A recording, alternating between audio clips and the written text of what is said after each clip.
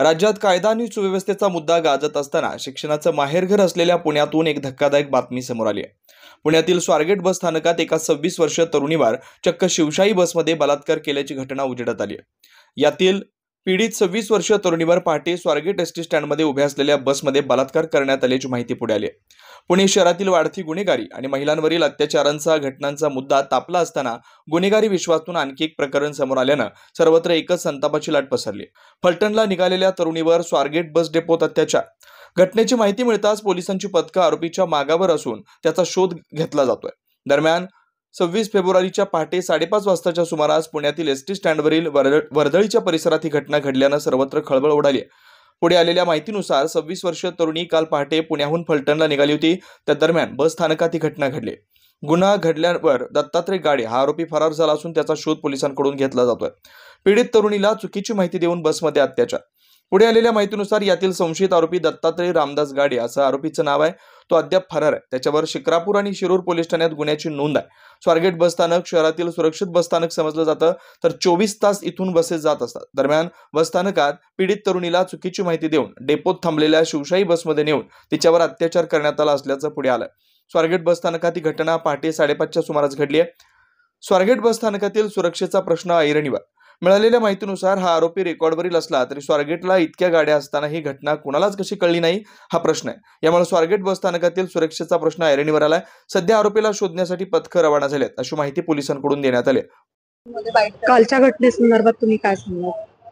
कालचे जे आहे ती तरुणी 26 वर्षाची आहे। ती आपल्या गावाला चाललेली होती आणि तिथं जात असताना ती स्वारगेटला 5:30-5:45च्या दरम्यान स्वारगेट बस स्टँडला बसलेली होती। तर तिथं हा आरोपीने येऊन तिच्याशी ओळख करून घेतलेली आहे आणि गोड बोलून तिला विचारलं की ताई तू कुठं चाललेली आहे वगैरे। त्यावर त्या तरुणीने त्याला सांगितलं की मी फलटणला चाललेली आहे असं। तेव्हा तो म्हटला की अरे ती फलटणची बस तर तिकडे लागलेली आहे म्हणे, रात्री लेट झालेली बस अजून आहे, तर तू चल लवकर, मी तुला त्या बसमध्ये बसवून देतो म्हणे, पटकन जायचं होईल तुला। मग त्याच्यावरती विश्वास ठेवून ती मुलगी त्याच्याबरोबर गेली। हे दिसतंय त्याच्यामध्ये गप्पा, ते दोघं बोलतायत हेही सीसीटीव्ही फुटेज मध्ये आपल्याला दिसतंय। बसमध्ये अंधार पाहून तिनं हा प्रश्न केला की बसमध्ये अंधार कसा काय आहे, तर त्यावर त्यानं सांगितलं की रात्रीची बस आहे, लेट झालेली, लोक झोपलेले आहेत म्हणून त्याचा अंधार आहे, दिवे बंद केलेले आहेत, तू वर चढ आणि टॉर्चने चेक कर, लोक आहेत त्याच्यामध्ये, असं गोड बोलून त्यानं ती त्याच्या गोड बोलण्याला बळी पडून ती वरती चढली आणि टॉर्चनं पाहायला लागली। परंतु मीनवाईल हा वरती चढला आणि दरवाजा लावून घेतला आणि तिच्याशी तो अतिप्रसंग केलेला आहे। त्याच्यानंतर आरोपी तिथून निघून गेला आणि ही मुलगी आपल्या बसमध्ये बसून गावी चाललेली होती परत। तर तिच्या मित्राशी ती बोलली आणि मित्राने तिला सांगितलं की जाऊन तू पोलीस स्टेशनला कंप्लेंट कर। त्यावरती ती पोलीस स्टेशनला आल्यानंतर आम्ही इमिजिएट तिची कंप्लेंट घेतलेली आहे, तपास चालू केला। सीसीटीव्ही फुटेज मधून आम्ही आरोपीही निष्पन्न केलेला आहे आणि या आरोपीला शोधण्यासाठी जवळपास 8 टीम आमच्या आता कार्यरत आहेत कालपासून। कुठेतरी बस स्टँडवर सिक्युरिटीची सुविधा कमी पडते असं वाटतंय? बस स्टँडची सिक्युरिटी आहे, त्याच्याबद्दल आम्ही तपास करू आणि पोलिसांकडून तिथं पेट्रोलिंग लावलेलं असतं। 2 महिलाही रात्रीच्या तिथं ठेवल्या जातात की ज्या लेडीजला येणाऱ्या जाणाऱ्या मदत करतील असं। परंतु हा जो प्रसंग आहे हा बस स्टँडच्या आतमध्ये आणि एका बसमध्ये घडलेला आहे, तर त्यामुळे तपासामध्ये काय निष्पन्न होतंय ते आपण पाहू। काल ही घटना खरं म्हणजे पहाटे घडलीये, पण तिथे कुठेही याची वाच्यता झालेली नव्हती। ते आजच आम्हाला थोड्या वेळापूर्वीपर्यंत समजलं आणि आम्ही तुमच्याशी संवाद साधलाय।